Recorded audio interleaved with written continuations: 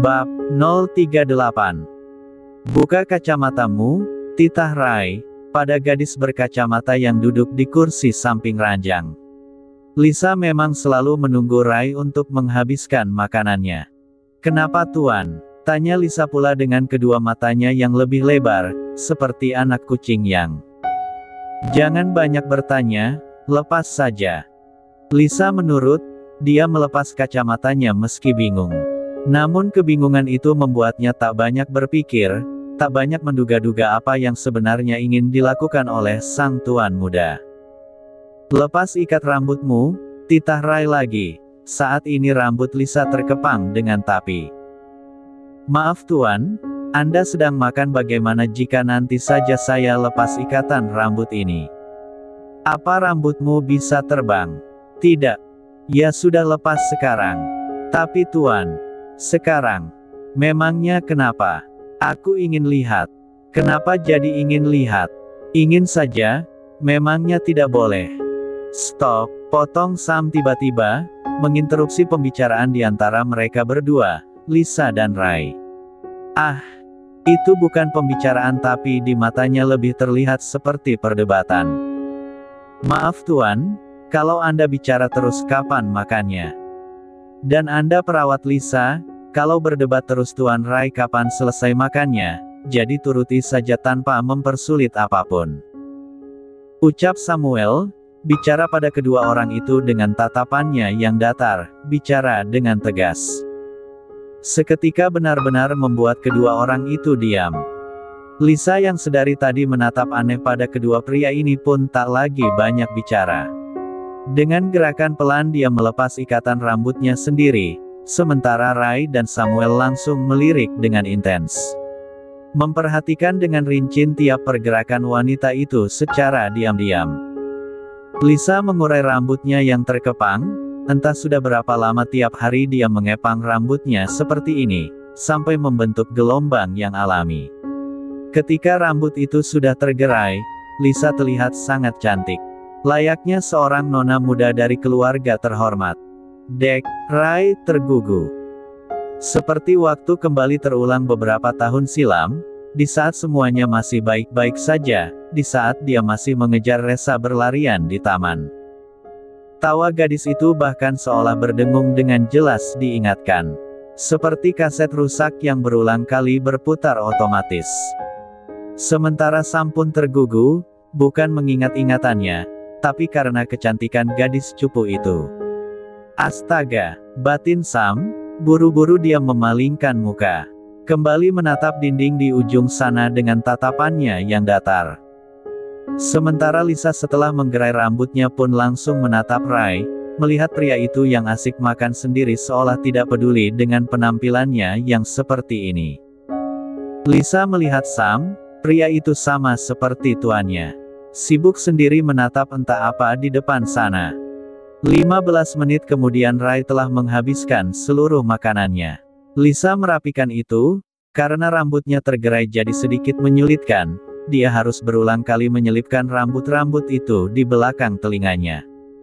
"Tuan," panggil Lisa. "Apa? Boleh diikat lagi tidak rambutnya? Saya risih seperti ini." Biar aku yang ikat rambutmu." "Tidak perlu Tuan, saya bisa sendiri. Aku paling tidak suka penolakan. Dan saya paling tidak suka menerima bantuan." Sam berdehem dengan cukup kuat, seperti sebuah interaksi agar Lisa diam. "Kemarahan dia lebih mengerikan daripada kemarahanku, sini," ucap Rai pula, lalu menarik tangan Lisa untuk duduk di tepi ranjang. Rai mengikat rambut waktu itu, menghirup aroma wangi dari rambut Lisa. Dia tidak bisa mengepang, jadi hanya diikat tinggi seperti ekor kuda.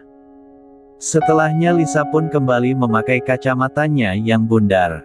Lalu pamit dari sana. "Saya permisi Tuan." Jauh Rai singkat, namun kini dengan bibir yang tersenyum kecil.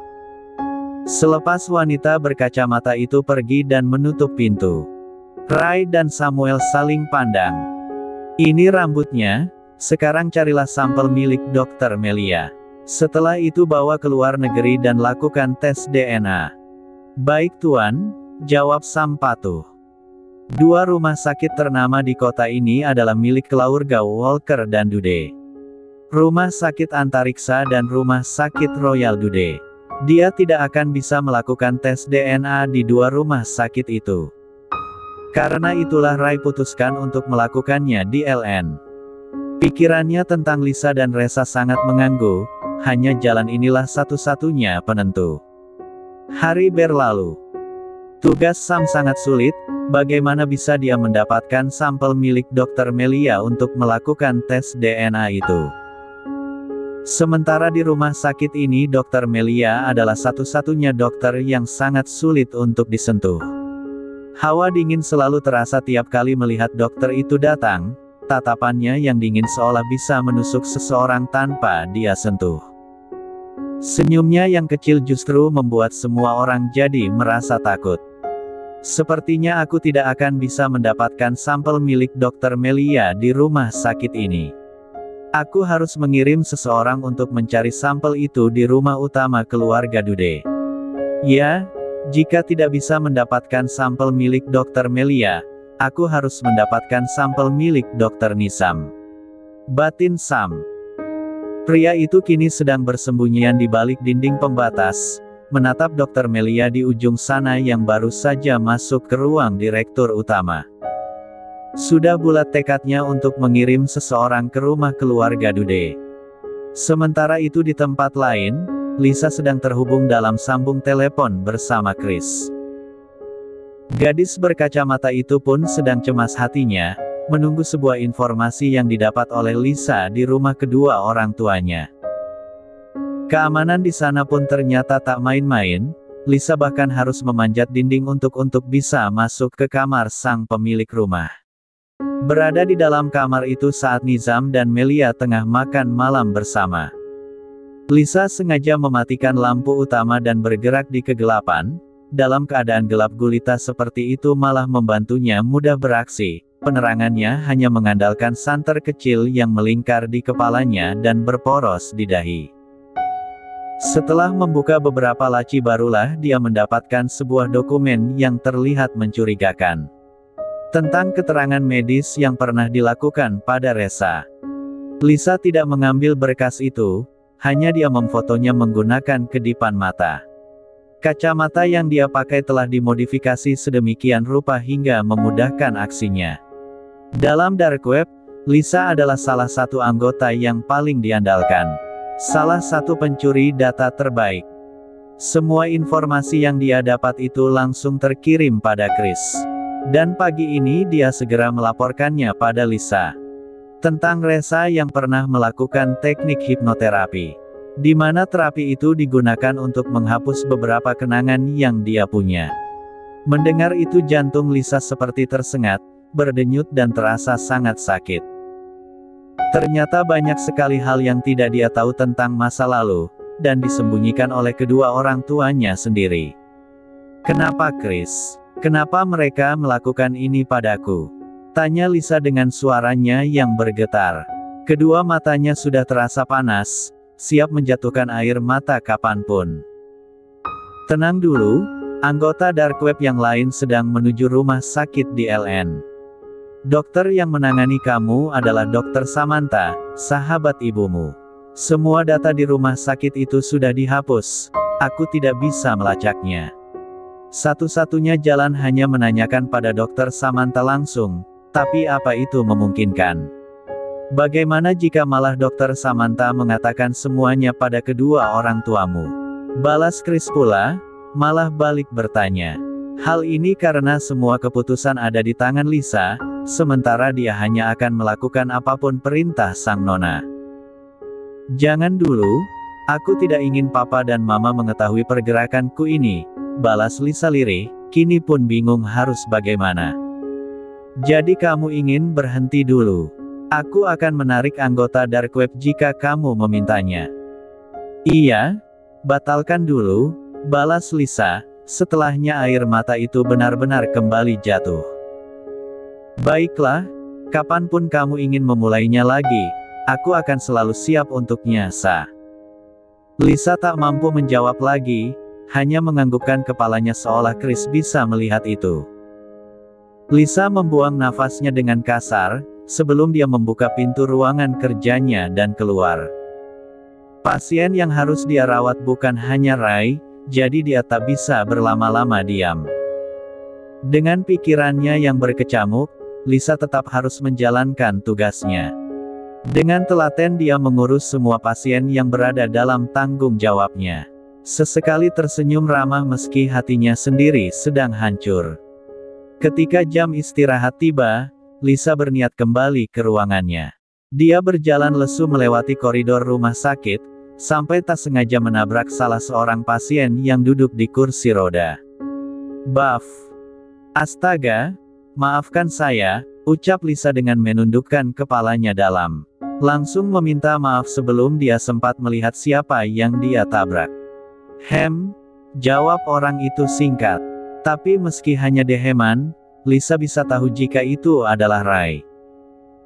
Perlahan Lisa mengangkat wajahnya dan benar-benar melihat pria itu duduk di sana. Tidak sendirian, pria itu didorong oleh sang asisten, Sam.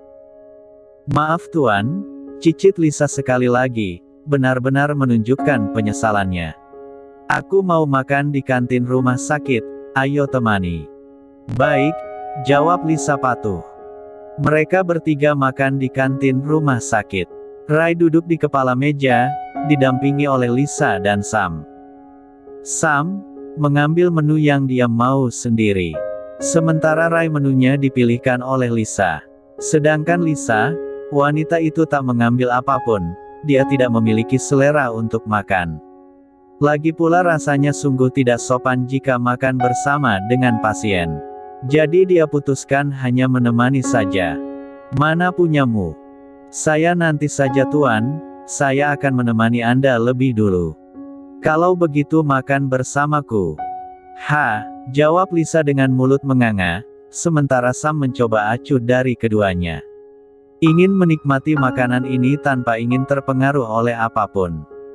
Sementara Ray mengambil 2 sendok yang ada di meja dan memberinya 1 untuk Lisa. "Kita makan bersama," ucap Ray lagi. Sementara Lisa masih tak percaya mendengar kalimat itu. Terlalu aneh baginya. "Maaf Tuan. Berhentilah minta maaf, kamu tidak ingin makan bersamaku." "Tidak Tuan, biar saya ambil sendiri saja." "Tidak usah, terlalu lama. Lebih baik kita makan bersama." "Tapi Tuan." "Tapi kenapa lagi? Ini tidak akan cukup, saya makannya banyak." "Kalau begitu ambil bagian lebih banyak, aku hanya makan sedikit." "Tapi Tuan." Sam kembali berdehem kuat. Ingin acuh tapi ternyata tidak bisa. Dua manusia ini tiap kali bertemu selalu berdebat, mendebatkan sesuatu yang tidak penting. Ray dan Lisa tidak menyadari sesuatu, bahwa dulu saat mereka anak-anak perdebatan seperti ini pun selalu terjadi. "Makanlah," ucap Ray dan Lisa tidak bisa lagi mengelak, apalagi ketika dia lihat Sam yang menatapnya tajam. Tatapan yang penuh dengan perintah. Ray dan Lisa akhirnya makan sepiring berdua, menggunakan sendok masing-masing. Canggung. Tapi keduanya coba bersikap biasa saja. Sampai akhirnya Ray tertegun ketika Lisa menyingkirkan kacang polong yang ada di piring itu. Tiap kacang itu diarahkan ke arahnya. "Kamu tidak suka kacang polong?" "Tidak." "Kenapa? Makanan ini sehat untukmu." "Tapi Anda yang sakit, jadi untuk Anda saja." "Benar tidak mau memakannya?" "Tidak." "Kenapa?" "Tidak suka." "Dek." "Tidak suka, tidak suka, tidak suka." Dua kata itu seolah sedang diucapkan oleh Resa kecil ketika Ray memberinya kacang polong. Pria itu tergugu, terus menatap lekat gadis ini, Lisa yang sedang sibuk menyingkirkan kacang polong dari bagiannya. "Kenapa Tuan menatapku?" tanya Lisa, setelah urusannya selesai dengan kacang polong. "Kalau bisa aku juga ingin menciummu." Lisa mendelik, sementara Sam langsung tersedak makanannya sendiri ketika mendengar kalimat itu. Bukannya aneh dengan permintaan sang tuan, tapi haruskah diucapkan saat dia ada di sini? Hah, tak habis pikir. Buru-buru dia mengambil minum agar tenggorokannya tidak terlalu lama tersiksa. Sementara pria yang baru saja membuat Sam tersedak malah tersenyum kecil, menarik hidung Lisa dengan gemas. Lalu kembali makan seolah tak terjadi apa-apa. Seolah tak peduli jika kini jantung gadis berkacamata itu berdebar. Di antara debaran yang dirasa oleh Lisa, dalam benaknya seketika terbayang seorang anak laki-laki berlari mengejarnya di taman. Mereka tertawa, saling mengejar seraya meletuskan gelembung sabun di udara. Kak Rai. Lisa dengan segera memejamkan kedua matanya erat ketika kenangan-kenangan itu membuatnya pusing. Debar jantungnya seketika menghilang, diganti kepala yang tiba-tiba berdenyut nyeri. Kamu kenapa? Tanya Rai dengan sedikit cemas. Dia bahkan melihat ada beberapa keringat dingin yang mulai muncul di dahi Lisa. Gadis berkacamata itu menggelengkan kepalanya pelan, sebuah tanda bahwa dia baik-baik saja. Tidak apa-apa tuan, lebih baik kita makan lagi, jawab Lisa pula. Kini bahkan dia telah kembali melupakan kenangannya sendiri, kembali mengingatkannya dengan samar-samar.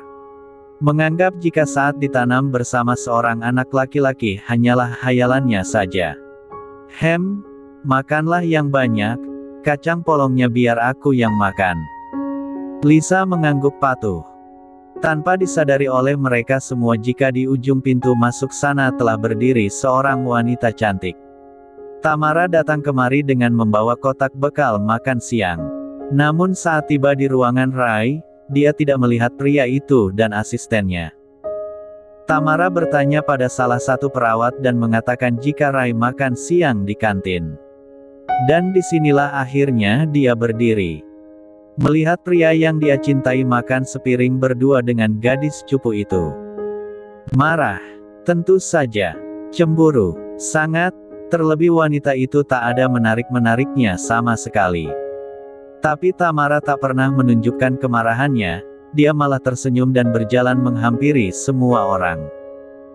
Rai, panggil Tamara, datang dengan senyumnya yang sangat manis. Tamara bahkan langsung memeluk Rai dan mencium pipi prianya sekilas. Lalu menatap Lisa dengan tatapan yang entah, seolah bertanya kenapa seorang perawat dengan lancangnya duduk bersama dan bahkan makan di piring yang sama. Lisa pun buru-buru bangkit, menundukkan kepalanya memberi hormat. Duduklah, ucap Rai, tapi satu kata itu bukan untuk Tamara, melainkan untuk Lisa.